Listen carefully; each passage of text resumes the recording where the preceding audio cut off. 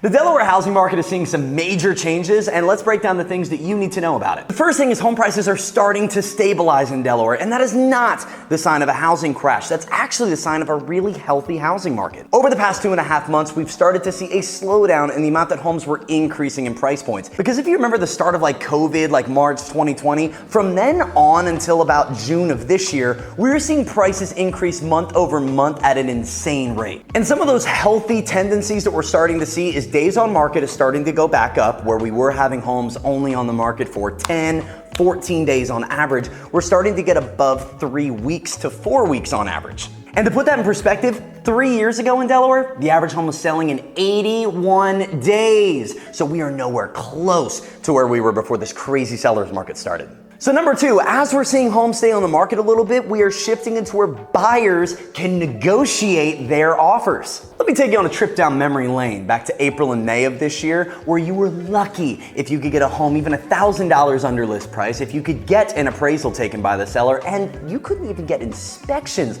on a property then. Whereas now we have some negotiating power. And it doesn't mean we're out of the thick of it yet, but we are starting to see closing cost assistance getting given to buyers. We're starting to see negotiating on settlement dates. And of course, we're getting inspections done. So as a buyer, you're protected going into that new home. And number three is specifically for the savvy homeowners in Delaware that want to know what's the next move. Your home, if you've owned it for more than a year, is worth more than what you bought it for.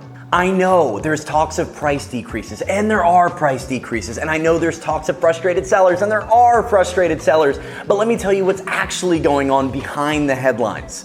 The truth of it is, there are price reductions going on, and there are homes that are sitting on the market, but the reason for it is greedy sellers and misinformed real estate agents. Sellers and those realtors alike are still trying to break records with prices, and we're just simply not in that market anymore. For the last year and a half, we've been seeing record-breaking prices month over month, and that has stalled out because we're getting back to, like I said at the beginning, a healthy real estate market. So if you're still interested in selling, your home is worth a lot more than what you bought it for, but we're not gonna be breaking any records more than likely.